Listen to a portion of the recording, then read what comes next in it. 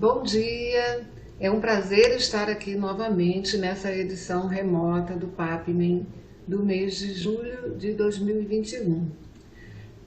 Nessa aula eu vou continuar o que foi trabalhado na edição anterior, usando o projeto Livro Aberto, o capítulo de probabilidade, uma seção desse capítulo, que é a seção de probabilidade condicional. O material da aula, então, faz parte desse capítulo que está passando por uma fase de revisão e, enfim, ele ainda vai ser bastante alterado, mas eu vou apresentar aqui o conteúdo dessa segunda sessão que trata de probabilidade condicional. A equipe original de elaboração desse capítulo contou com a participação dos professores Ney Rocha e eu, que somos colegas do Departamento de Métodos Estatísticos do Instituto de Matemática da UFRJ, o professor Alexandre Silva, que é professor da Unirio, e a professora Vanessa Matos Leal, que é professora e atua nas secretarias municipais de educação de Angra dos Reis e de Mesquita, no estado do Rio de Janeiro. O conteúdo que vai ser abordado nessa aula envolve probabilidade condicional, seguido da regra da multiplicação. Depois a gente vai ainda apresentar o conceito de independência para coleções de 2 e 3 eventos e algumas aplicações.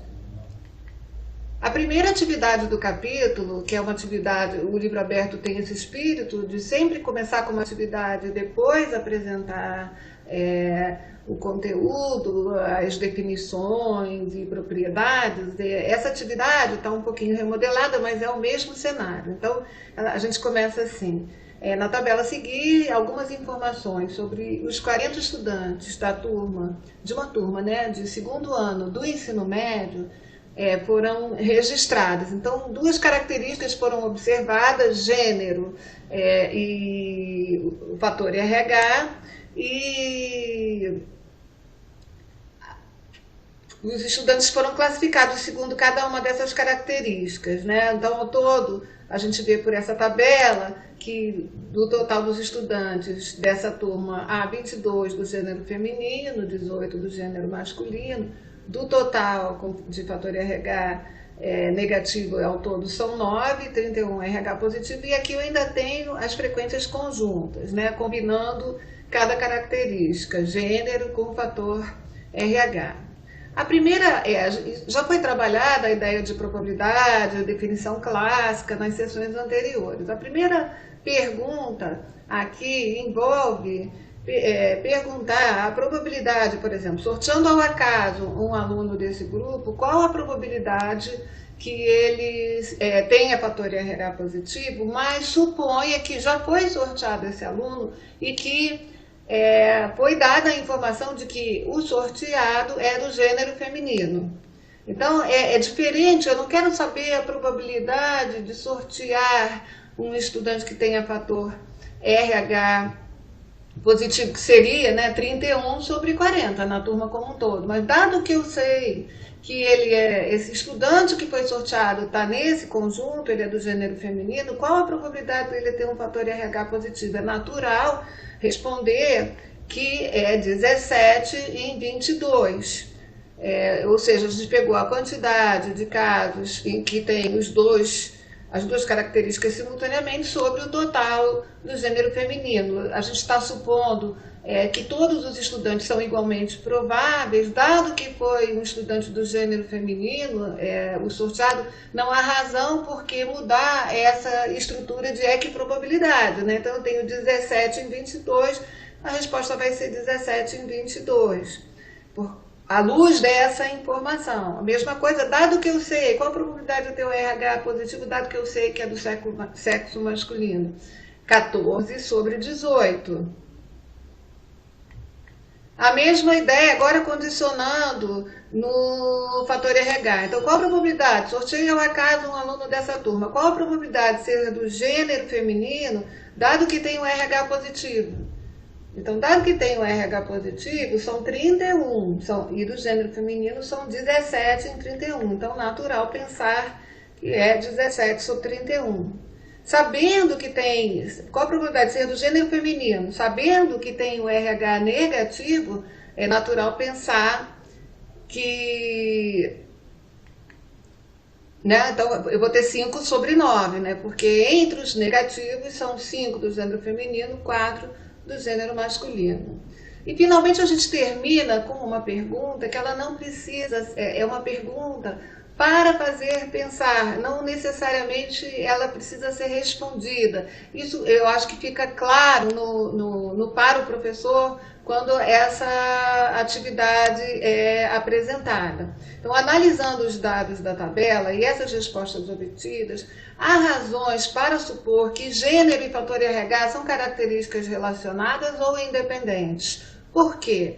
Então, uma forma de pensar aqui, primeiro, seria calcular o que a gente chama de distribuição conjunta das duas variáveis, seria calcular as frequências relativas de todas as células da tabela. Então, como são ao todo 40 estudantes, eu vou calcular as frequências relativas de todos os estudantes. A partir dessa tabela, se eu olho aqui essa coluna de totais, a gente tem o que a gente chama de distribuição marginal de gênero, né? Do total de alunos, 55% são do gênero feminino, 45% são do gênero masculino.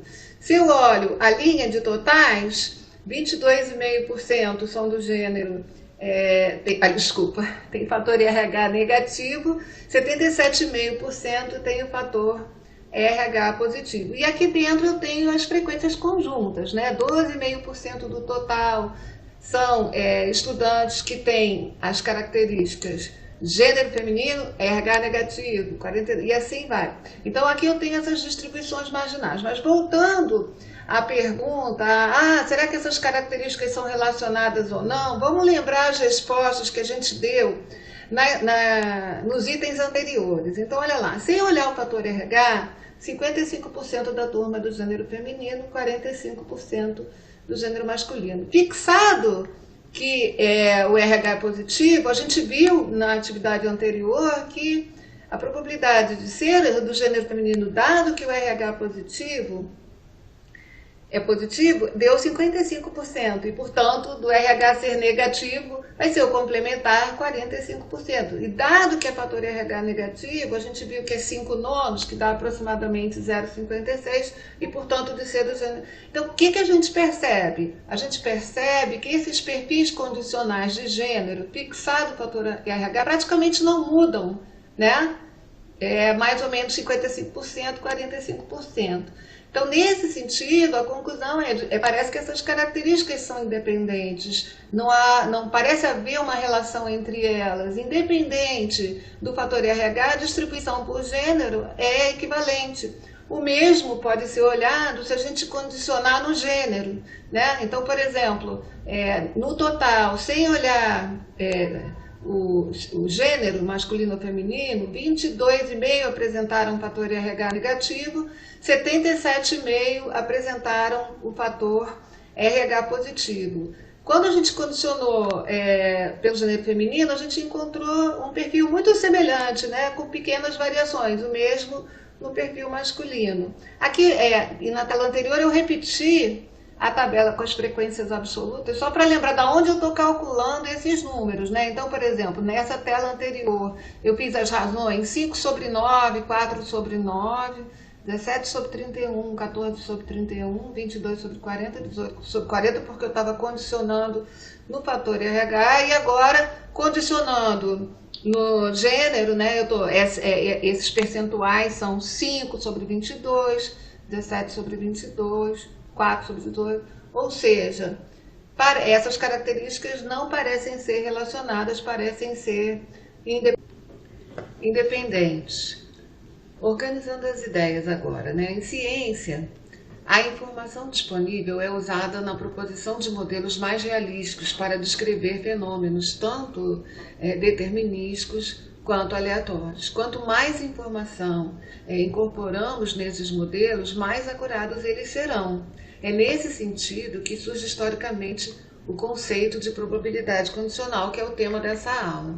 A probabilidade condicional visa estabelecer uma estrutura matemática para reavaliar a probabilidade de um evento à luz de uma informação disponível relacionada a esse evento. Um geólogo, por exemplo, ao examinar uma bacia hidrográfica, avaliará a probabilidade de potencial petrolífero de forma diferente, dependendo das informações disponíveis, tais como porosidade da rocha, estruturas sísmicas, entre outras. Em avaliações médicas, um médico melhorará a sua avaliação sobre a probabilidade de um paciente ter ou não determinada patologia a partir da anamnese do paciente. A questão que se coloca é: como incorporar matematicamente a informação de que um evento B ocorreu para se reavaliar a probabilidade de ocorrência de um evento de interesse A? Então, vem a definição de probabilidade. A gente agora apresenta a definição de probabilidade condicional, né? A probabilidade condicional de um evento A ocorrer, dado que sabemos que o evento B ocorreu, denotada por P de A dado B, ela é definida por, nessa notação A barra B, para a probabilidade condicional, né? A probabilidade condicional de A, dado que B ocorreu, é definida pela razão entre duas probabilidades, a probabilidade da ocorrência simultânea de A e B sobre a probabilidade de B. Claro que nessa definição, P de B tem que ser um número positivo. Tá certo? Então, olha a definição. A probabilidade condicional é uma razão de duas probabilidades incondicionais, né? O P de A inter B sobre P de B. Aqui é importante dizer que muitas vezes há uma certa confusão quando a gente está resolvendo um problema de probabilidade. Se é probabilidade condicional, eu preciso fazer a razão P de A inter B sobre P de B.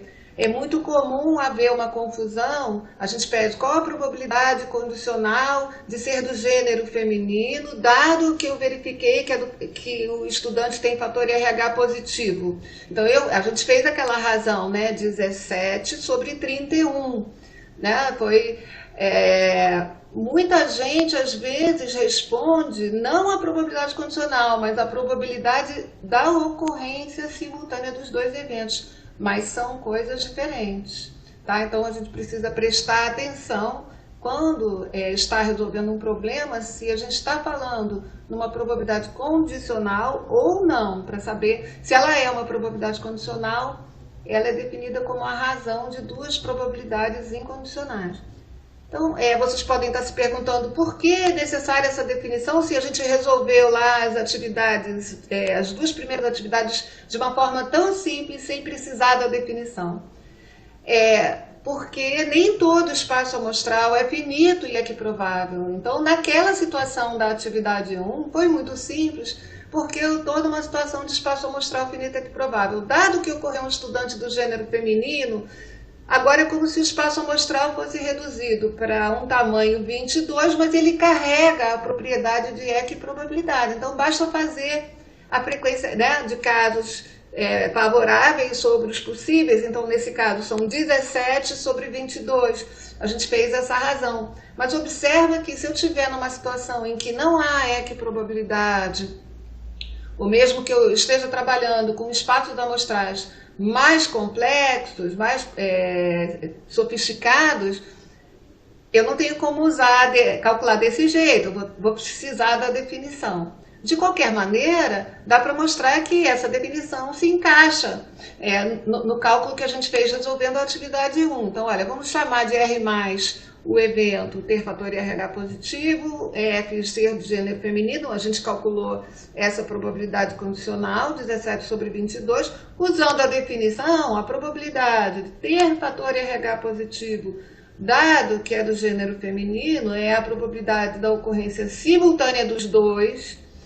Tem 17 gênero feminino e fator RH positivo, então é 17 sobre 40, sobre a probabilidade de ser do gênero feminino, e ao todo são 22 em 40. Observe que como eu estou no espaço amostral finito equiprovável, o denominador cancela das probabilidades no numerador e no denominador, de modo que eu chego exatamente nessa probabilidade 17 sobre 22.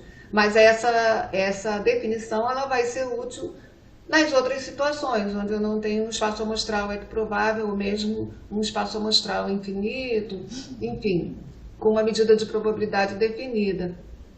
Uma coisa interessante aqui é que a probabilidade condicional, ela é de fato uma probabilidade. Então, voltando à primeira aula, a gente definiu uma medida de probabilidade, é uma função definida na coleção de eventos que satisfaz 3 regras básicas, que são, vamos lembrar das regras básicas, né? A probabilidade é sempre um número não negativo, a probabilidade do espaço amostral é 1, porque toda vez que a gente realiza o experimento, ocorre um resultado possível. Então, e a gente diz que um evento ocorreu justamente se tiver ocorrido um elemento do evento. Então, a probabilidade do espaço amostral é 1. E na forma simplificada da aditividade que a gente apresenta no ensino médio, a gente diz, dados 2 eventos disjuntos, ou seja, com interseção vazia, então a probabilidade da união de A1 com A2 é a soma das probabilidades, né? P de A1 mais P de A2. Na forma mais geral, essa propriedade ela é enunciada, dada uma coleção enumerável de eventos 2 a 2 disjuntos, a probabilidade da união é a soma dessas probabilidades individuais.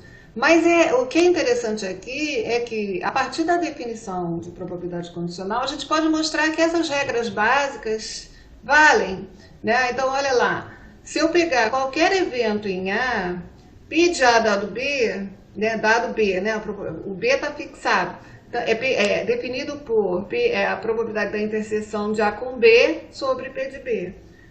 Então, são 2 probabilidades incondicionais e o P de B é maior que 0. Mas como aqui é uma probabilidade de um evento, significa pela regra básica 1 que ele é um número não negativo. Ora, a razão de um número não negativo sobre um número positivo dá um número não negativo.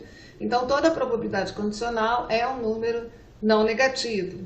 Para adaptar, para verificar a segunda regra básica, que é natural usar o B no lugar do S, uma vez que dado que B ocorreu, é como se B se tornasse um novo espaço amostral. Então, é claro que P de B dado B é igual a 1, porque B inter B dá B, e usando a definição, eu vou chegar nessa expressão. Então, vale a regra básica 2. Finalmente, para verificar que vale a terceira regra básica, eu preciso, a partir de 2 eventos disjuntos, verificar se P de A1 união A2 dado B, decompõe na soma, P de A1 dado B mais P de A2 dado B. E, de fato, isso ocorre. É fácil verificar aqui, usando a definição de probabilidade condicional, eu tenho A1 união A2 inter B, P de A1 união A2 inter B sobre P de B, que eu vou usar a distributiva, eu vou ter A1 inter B união A2 inter B. Observa que a gente está supondo que A1 e A2 são disjuntos. A1 inter B está contido em A1. A2 inter B está contido em A2. Então, esses 2 eventos aqui são disjuntos. Então, usando a aditividade da probabilidade, agora aqui para a probabilidade incondicional, essa probabilidade dessa união decompõe na soma, P de A1 inter B mais P de A2 inter B. E aqui eu tenho P de A1 inter B sobre P de B, P de A2 inter B sobre P de B. Ou seja, de fato, dados 2 eventos disjuntos, a probabilidade condicional da união deles, dado B, é a soma das probabilidades condicionais, P de A1 dado B mais P de A2 dado B. E, portanto, todas as regras que a gente estudou, que valem para a probabilidade incondicional, valem também para a probabilidade condicional. Então, P de vazio dado B é 0. Se eu tenho A1 contido em A2, 2 eventos, então a probabilidade condicional de A1 dado B é menor ou igual que a probabilidade condicional de A2 dado B, vale aquela propriedade útil do evento complementar, né? P de A dado B pode ser obtida fazendo 1 menos P de A complementar dado B.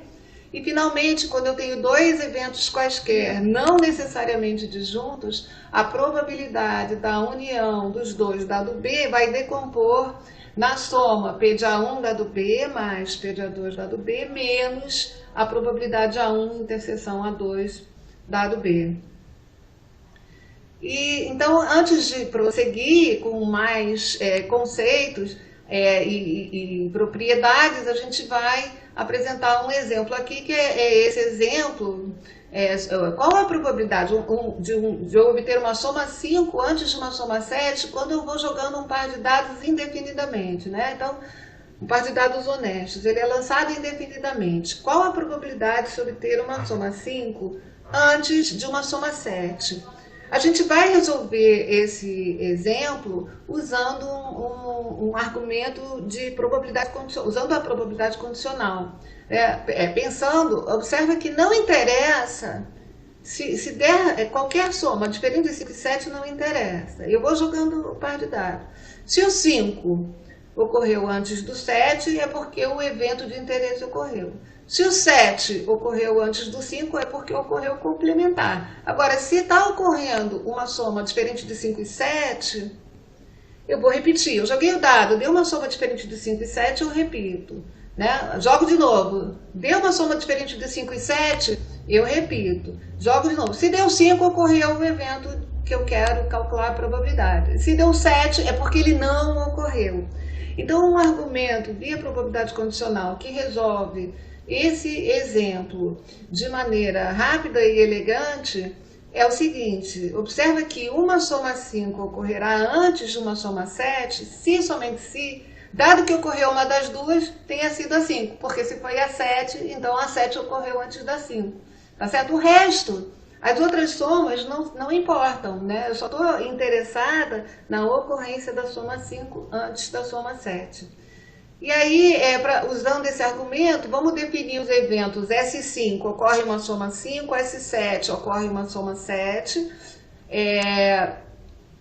E assim, usando o argumento, a probabilidade de ocorrer uma soma 5 antes de uma soma 7 é dada pela probabilidade condicional de ocorrer uma soma 5, dado que ocorreu soma 5 ou soma 7.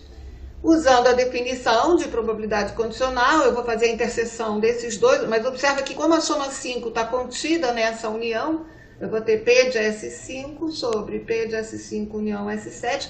Esses dois eventos são disjuntos, decompõe na soma da probabilidade de cada um.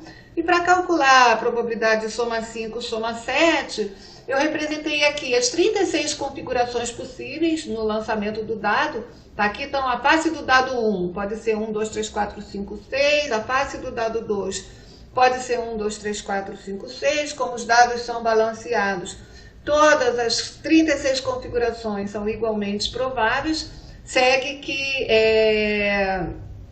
soma 5, eu destaquei aqui, são as 4 possibilidades: 1, 4, 2, 3, 3, 2, 4, 1. Soma 7, eu tenho 6 possibilidades.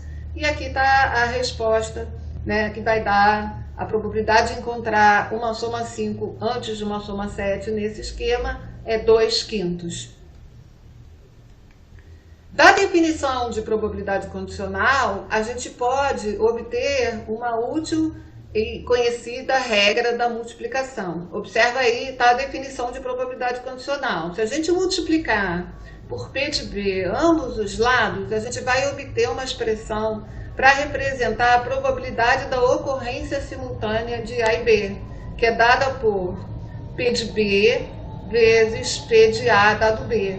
Muitas vezes, em experimentos sequenciais, e é o próximo exemplo que a gente vai trabalhar, é mais fácil obter essa probabilidade aqui, é imediata, essa probabilidade condicional. Então, a gente, para calcular essa probabilidade da ocorrência simultânea de A e B, a gente usa exatamente essa regra da multiplicação, que é obtida a partir da definição de probabilidade condicional. Observe que se eu escrevesse P de B dado A, né, como o numerador é comum, eu também poderia usar P de A inter B, P de A vezes P de B dado A.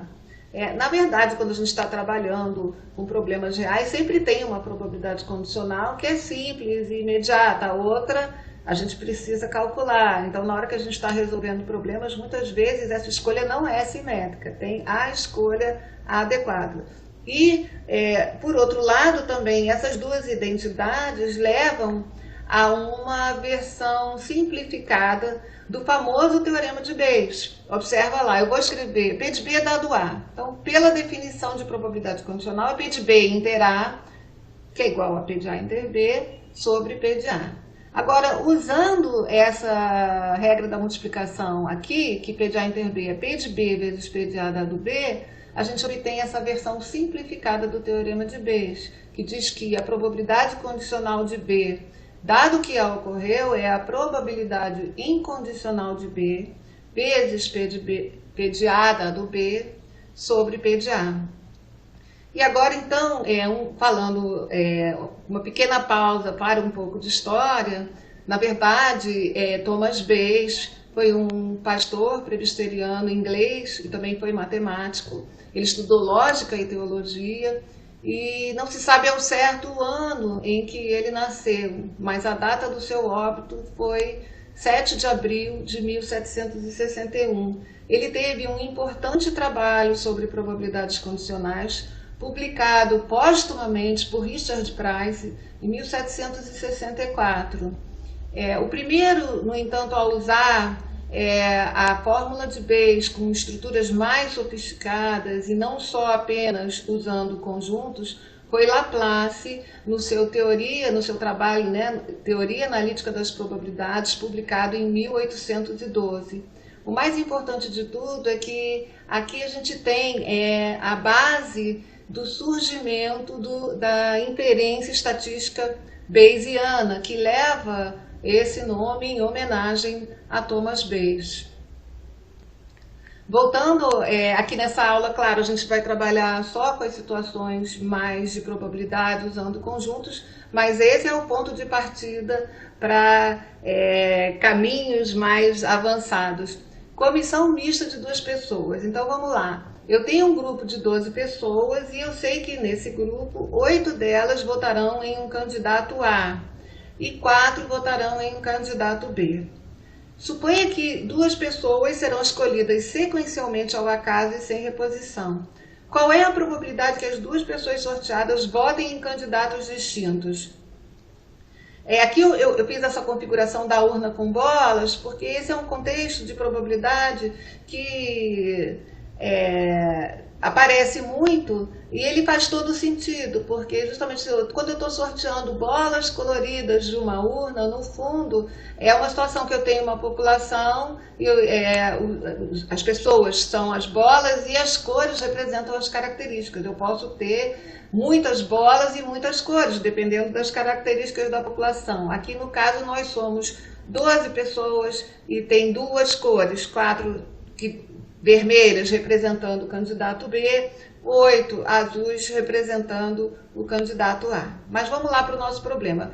A gente vai começar fazendo uma resolução analítica, mas em seguida vamos apresentar o esquema da árvore. Sejam A1 e A2 os eventos. A primeira pessoa sorteada votará em A, a segunda pessoa sorteada votará em A, respectivamente. Como são só 2 possibilidades, os complementares vão ser a primeira e segunda pessoa votam em B, né? O evento cuja probabilidade a gente quer calcular é um evento composto, né? Porque as 2 vão votar em candidatos distintos, então ele vai ser a união da primeira vota em A segunda vota em B, ou a primeira vota em B e a segunda vota em A. Que é um evento disjunto, porque essas configurações não acontecem simultaneamente, e, portanto, usando a aditividade, P de E é a soma dessas 2 probabilidades. E agora eu vou usar a regra da multiplicação. P de A1 inter A2 barra é P de A1 vezes P de A2 barra dado A1. P de A1 barra inter A2 é P de A1 barra vezes P de A2 dado A1 barra. Resumindo aqui, olha, eu marquei a configuração, no início eu tenho 8 e 12. Se a primeira pessoa que eu sorteei vota em A, eu vou ter 11 pessoas, 7 votando em A, 4 em B. Se a primeira pessoa sorteada for uma pessoa que vota em B, eu vou passar a ter 11 pessoas, 8 votando em A, 3 em B. Então, quando eu faço P de A1, é 8 sobre 12. P de A2 barra dado A1 vai ser 4 sobre 11, porque só tem 4 que votam em B, num total de 11. E P de A1 barra e A2 vai ser 4 sobre 12 vezes 8 sobre 11. E, portanto, a probabilidade do evento é a soma dessas 2 probabilidades. Eu posso resolver esse problema de uma forma mais simples usando o diagrama da árvore. No diagrama da árvore, cada nó de ramificação desdobra-se nas possibilidades. Em geral, a árvore é útil para situações que se desdobram em 2, 3, no máximo 4, né, possibilidades, porque eu tenho repetição de 2, 3, no máximo 4 eventos, porque dependendo da magnitude do problema, a árvore fica inviável fazendo à mão. Mas nesse caso aqui, que são 2 possibilidades e 2 repetições do sorteio, né, na verdade a árvore vai desdobrar em 4 possibilidades, até 12, 16 possibilidades de desdobramento, dá para a gente construir a árvore de forma organizada, mas quando fica muito grande, a árvore já não é útil, mas se a gente conseguiu entender a teoria por trás da construção da árvore, depois trabalhar analiticamente com a solução do problema fica mais fácil. Então, olha lá, nesse esquema vai desdobrar, né? A primeira pessoa vota em A, se a primeira pessoa vota em B, depois, se a primeira pessoa vota em A, também pode ainda desdobrar, vota em A, vota em B, aqui desdobra, vota em A, vota em B, e agora eu vou incluir as probabilidades, né? Aqui são as probabilidades incondicionais, 8 sobre 12, 4 sobre 12, da primeira pessoa. Aqui, quando a gente coloca essas probabilidades, não é P de A2, né? Aqui eu estou colocando quem? É P de A2 dado a 1. Né? A probabilidade da segunda pessoa votar em A, dado que a primeira vota em A, é 7 sobre 11. E aqui é P de A2 barra dado a 1. Né? Observa também que nas ramificações, como eu tenho uma decomposição do espaço amostral, sempre soma 1. Como eu estou aqui num caso binário, né, cada nó desdobra em 2, a probabilidade do outro par é o complementar. Né? Então, isso aqui é 7 sobre 11, 4 sobre 11, 8 sobre 11, 3 sobre 11. E no fim eu desdobrei.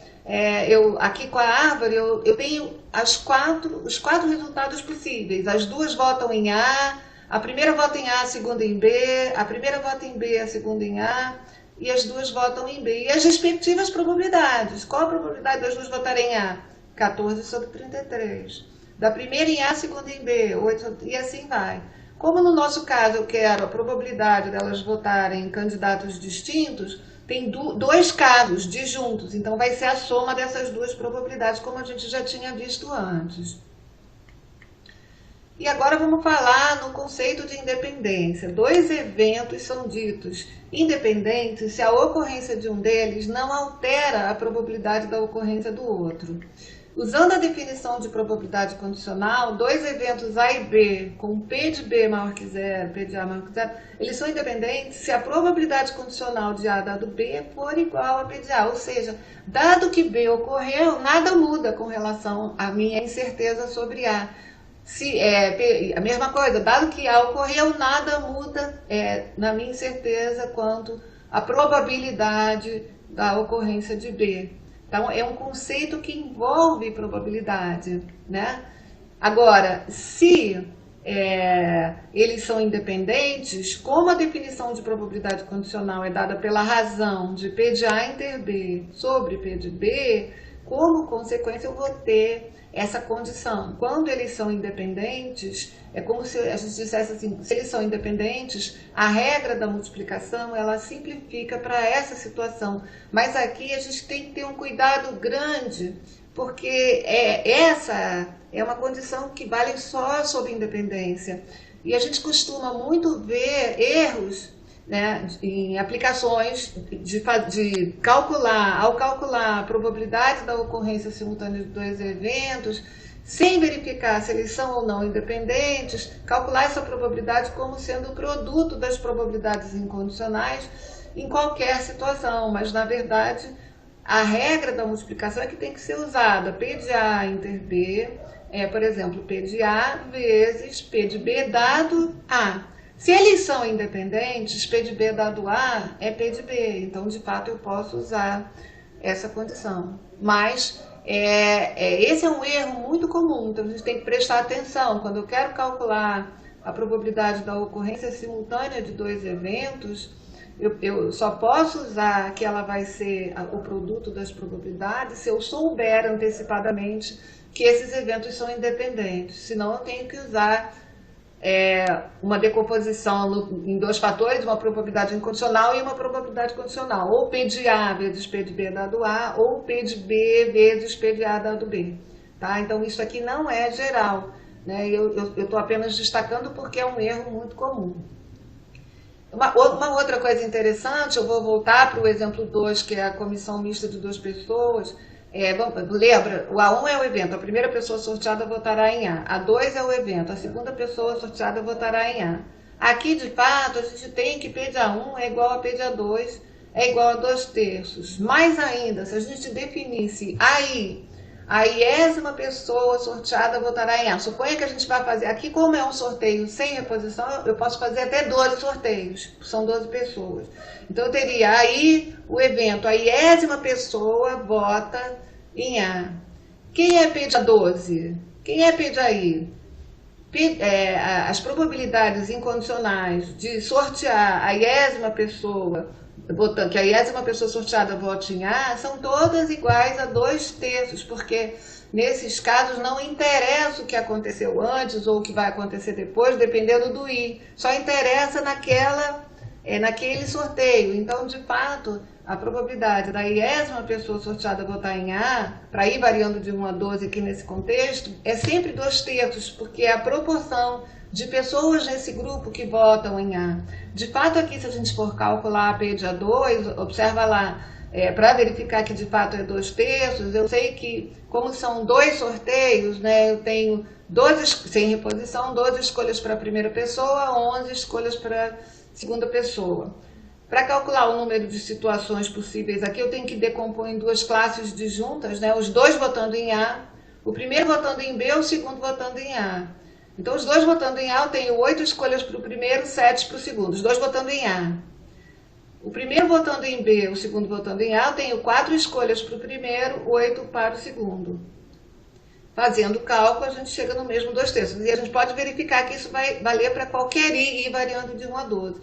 Mas, de fato, nesse contexto aqui, o que esses eventos não são? Eles têm a mesma probabilidade, mas eles não são independentes. Por quê? Quando eu faço P de A1 inteiro a 2, olha aqui pela árvore, é o 8 sobre 12 vezes 7 sobre 11, regra da multiplicação. P de A1 vezes P de A2 dado a 1, que dá 14 sobre 33, que é diferente de 4/9. Aqui também, P de A2, eles seriam independentes, se eles fossem independentes, P de A2 dado a 1 teria que ser igual a P de A2. Né? Mas P de A2 dado a 1 é 7/11, que é diferente de 2/3. Um erro muito comum é confundir eventos independentes com eventos disjuntos. E probabilidade, a gente acabou de definir, 2 eventos são independentes se a ocorrência de um deles não altera a probabilidade de ocorrência do outro. De fato, se a gente tem 2 eventos disjuntos, com probabilidades positivas, então eles não podem ser independentes. Por quê? Se eles são disjuntos, a probabilidade da interseção a probabilidade do vazio é 0. Mas o produto das probabilidades é um número positivo, que é diferente de 0. Então, dados 2 eventos disjuntos com probabilidades positivas, eles não podem ser independentes. A gente tem uma situação de extrema dependência. Por quê? Dado que um ocorreu, isso faz com que a probabilidade do outro se torne nula. Se A e B são eventos disjuntos com probabilidade positiva, P de A dado B passa a ser 0. P de B dado A passa a ser 0. Mas aí, às vezes eu vejo também perguntar, não, mas espera aí, e se eu jogar uma moeda, jogar um dado? Eu tenho situações independentes e disjuntas? Não. Vamos pensar nesse exemplo. Considere um experimento que envolve lançar uma moeda honesta e, em seguida, lançar um dado honesto. Defina os eventos. A. Ocorre cara no lançamento da moeda e B. Ocorre passe 5 no lançamento do dado. A e B são disjuntos? Por quê? A e B são eventos independentes? Por quê? Quem é o espaço amostral desse experimento?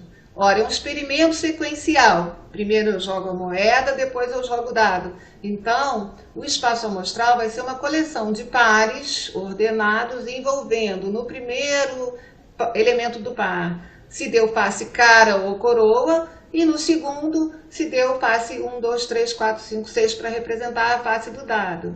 Então, o espaço amostral desse experimento vai ser uma coleção de 12 pontos, 12 pares ordenados, K para K, então eu tenho 6 pontos, 6 pares, começando com K e as faces 1, 2, 3, 4, 5, 6, e 6 pares começando com C, e as faces 1, 2, 3, 4, 5, 6. Como a moeda e o dado são honestos, segue que os eventos elementares são equiprováveis, cada um com probabilidade 1/12avos. Lembrando, um evento elementar é um subconjunto unitário do espaço amostral. Quem é A? Bom, já eu nem precisava fazer isso, que é a probabilidade de obter cara quando eu jogo uma moeda honesta. Eu sei que é meio, mas aqui nesse contexto eu tenho 6 em 12. Então, os 6 elementos do espaço amostral que pertencem a A. B, 5 na face do dado. Claro, eu não preciso fazer isso. Eu sei que a probabilidade, se o dado é honesto, de obter face 5 é 1/6. Mas nesse experimento, ele vai ser representado por esses elementos do espaço amostral. Cara 5, coroa 5, cuja probabilidade é 2/12, dá 1/6. A interseção B é cara 5, diferente de vazio. Não são eventos disjuntos. Quem é P de A inter B? 1/12, porque é um evento elementar, que decompõe na probabilidade de A vezes a probabilidade de B. E, portanto, A e B são eventos independentes, mas não são eventos disjuntos. Agora a gente vai falar na decomposição de um evento em uma união disjunta para apresentar uma outra expressão daquela versão simplificada do teorema de Bayes. Dados dois eventos A e B, e um espaço amostral S, podemos escrever o evento A como a união disjunta. Poderia ser A ou B. Aqui eu peguei, vou escrever o A usando um particionamento do espaço amostral em 2 pedaços. Que pedaços são esses? Eu particionei o espaço amostral em B e B barra, o seu complementar. E agora eu posso escrever A como sendo uma união disjunta, que aqui está em verde claro, é o A interseção B com o A interseção B barra. Essa ideia pode depois ser estendida para uma partição do espaço amostral envolvendo N eventos 2 a 2 disjuntos cuja união dá o espaço amostral. Mas para essa aula não vai dar tempo da gente trabalhar isso. Vamos trabalhar com essa decomposição binária que já é bastante útil. Então, como eu tenho uma união disjunta, pela aditividade, P de A pode ser escrita como P de A inter B mais P de A inter B barra. E usando a regra da multiplicação, essa probabilidade é P de B, P de A dado B, mais P de B barra vezes P de A dado B barra. E com essa decomposição, a gente pode usar aquela expressão simplificada do teorema de Bayes que foi apresentada antes, substituindo o P de A por essa decomposição. Aqui no numerador a gente já tinha o P de A inter B, aqui no denominador o P de A é o P de A inter B, mas P de A inter B barra que decompõe nessa expressão. Tá? Vamos ver aqui um exemplo da previsão do tempo. Um meteorologista prevê chuva quando de fato irá chover em 90% das vezes. E ele prevê dia seco quando de fato não irá chover em 75% das vezes. Sabe-se que nessa região 40% dos dias são chuvosos e 60% secos. Dado que ele fez uma previsão de chuva nessa região para amanhã, qual a probabilidade de chover? Então vamos lá. A gente precisa definir os eventos. Vamos definir, tem 2 eventos simples nesse problema. Eu vou chamar de A, previsão de chuva, de modo que ele também desdobra sempre em 2. A, previsão de chuva, complementar de A, previsão de dia seco. E eu também tenho B, dia chuvoso, e o complementar vai ser dia seco. É um esquema bastante simplificado de previsão do tempo. Tá? Mas então são os 2 eventos. E que a gente definiu. A é previsão de chuva, barra previsão de dia seco. B é dia chuvoso, B barra dia seco. Quais são as informações dadas usando já essa terminologia dos eventos? Então, eu tenho, como B é dia chuvoso e chove 40% dos dias, então eu tenho que P de B é 0,4, P de B barra 0,6. A probabilidade de prever chuva, dado que chove, 90%, né? E a probabilidade de prever dia seco, dado que é um dia seco, 75%.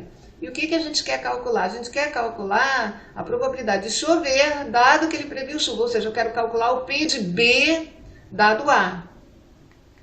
Então, ó, vamos resolver esse problema usando a árvore. Então, eu tenho dia chuvoso com probabilidade 40%, dia seco com probabilidade 60%. Dado que é dia chuvoso, ele acerta 90% das vezes a probabilidade de chuva e, portanto, erra 10% das vezes. Dado que é dia seco, ele acerta 75% dos dias secos e, portanto, erra 25%. E aqui a gente tem a decomposição do espaço amostral em todas as possibilidades. B inteira A, B inteira barra, B bar inteira A, B bar inteira barra, né? E as respectivas probabilidades que foram obtidas usando a regra da multiplicação. Nesse problema, a gente quer justamente calcular a probabilidade de chover, P de B, dado A. Né? Então, é o P de A inter B, que já aparece aqui, ó, no primeiro elemento, sobre o P de A. Lembrando, usando a decomposição que a gente acabou de ver, vai ser P de A inter B mais P de A inter B barra. Então, vai ser essa probabilidade mais essa aqui. Usando aquela decomposição, a regra da multiplicação, desdobra para essa razão, que vai dar 0,71.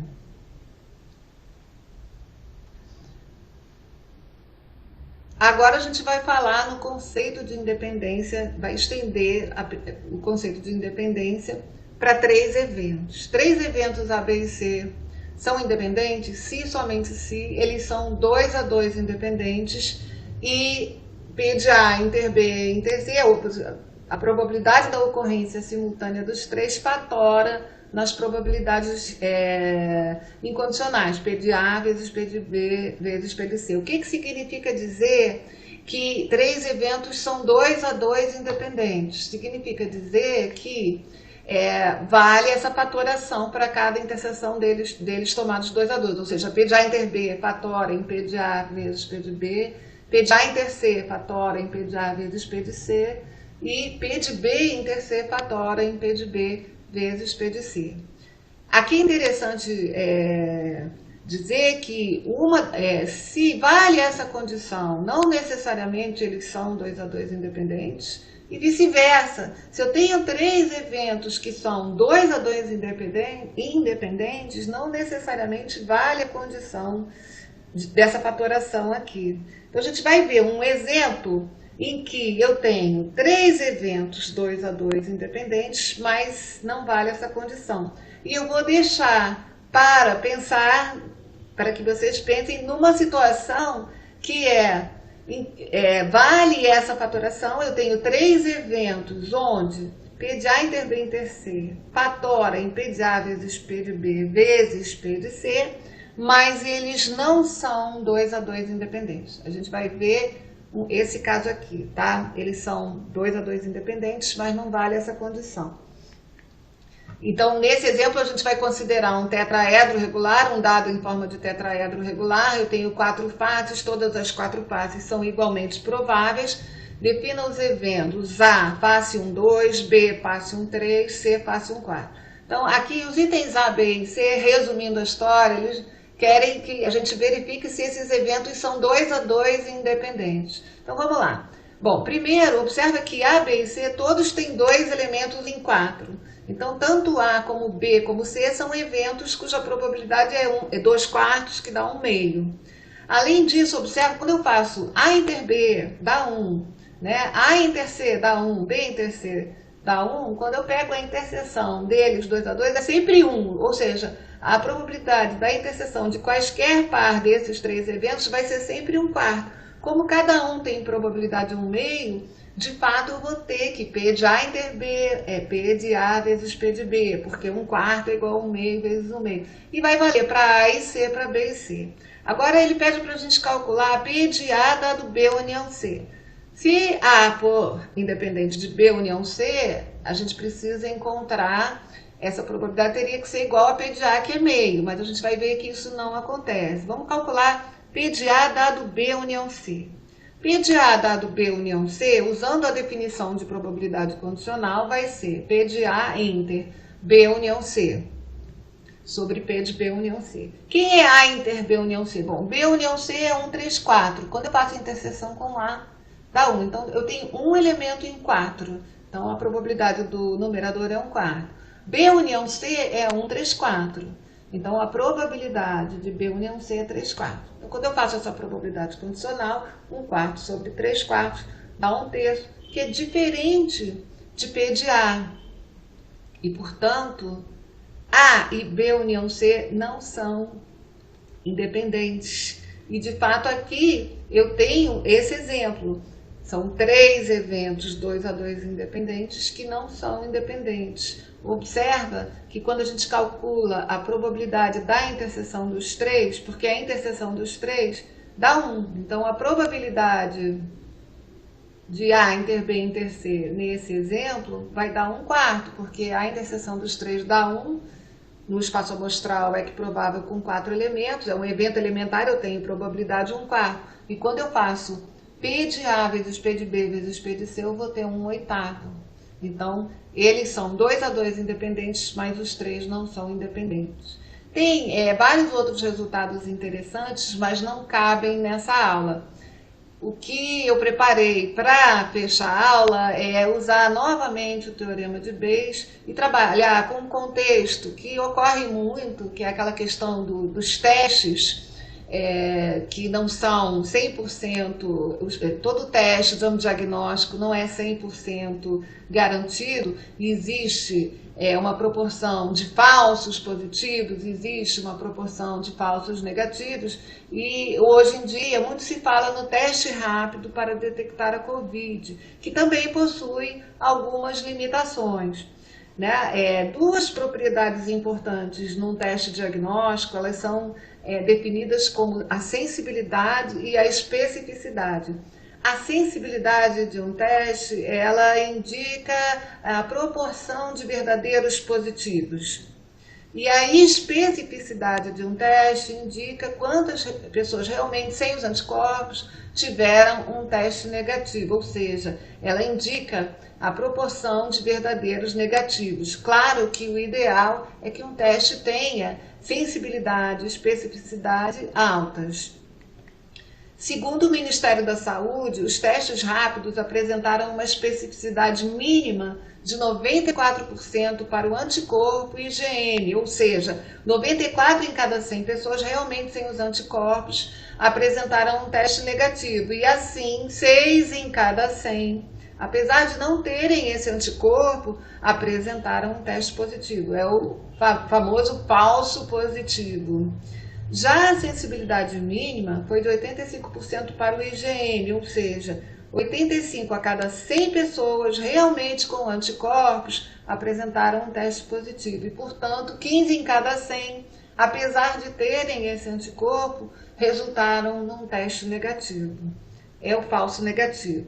Aqui eu vou apresentar uma situação idealizada para a gente resolver um problema nesse contexto. Então, vamos supor que um teste rápido ele tem a sensibilidade 85% e especificidade 94%. E vamos supor também que na população, no momento, 20% das pessoas estejam doentes. Determine a probabilidade agora de que uma pessoa esteja de fato doente, dado que o seu resultado foi positivo, e esteja de fato sadia, dado que o resultado do seu teste foi negativo. Então, vamos resolver esse problema usando a árvore. Eu particionei a população, 20% estão doentes, 80% estão sadios. Bom, eu sei que a sensibilidade do teste é 85%, então, dado que é doente, em 85% das vezes ele detecta de fato os anticorpos, mas em 15% não, ele erra, dá um resultado negativo. E eu sei também que a especificidade do teste é 94%, então, dado que ele é sadio, em 94% das vezes, de fato eu vou encontrar um resultado negativo, e em 6% das vezes eu vou errar, encontrando um resultado positivo. E aqui está o resumo de todas as possibilidades, né? Ter um resultado positivo e ser doente, ter um resultado negativo e ser doente, ter um resultado positivo e não estar doente, ter um resultado negativo, positivo e não estar doente, negativo e não estar doente. Então, no primeiro item, eu quero saber qual a probabilidade que a pessoa esteja de fato doente, dado que deu positivo, ou seja, P de D dado A. Ora, P de D dado A, usando a definição de probabilidade condicional, P de D inter A sobre P de A, aqui, usando aquela decomposição, eu vou fazer P de D inter A mais P de D barra inter A. Aqui, olha, decompõe nessa expressão que parece complicada, mas no fundo eu vou pegar aqui P de A, vai ser essa probabilidade mais essa probabilidade. Então eu vou ter aproximadamente 78%. E, portanto, há uma chance de 22% da pessoa não ter a doença, a probabilidade da pessoa não ter a doença, dado que o seu resultado deu positivo, vai ser 1 menos 0,78, 0,22. Opa!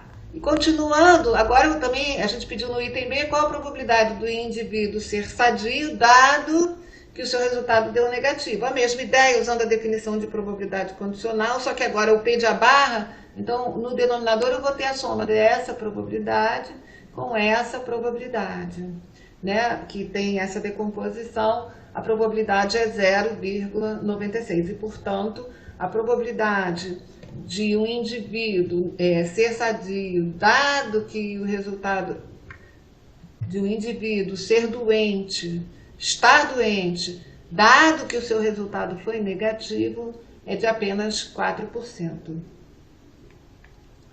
E aqui eu termino o material que eu preparei para apresentar nessa aula. Eu espero que ela tenha sido útil, estou à disposição para tirar qualquer dúvida. E para conhecer mais atividades do capítulo de probabilidade, eu recomendo visitar a página do livro. No material que eu deixei para os alunos, eu recomendei as 5 atividades da seção Praticando do livro. As respostas dessas atividades podem ser encontradas na versão em HTML do capítulo de probabilidade.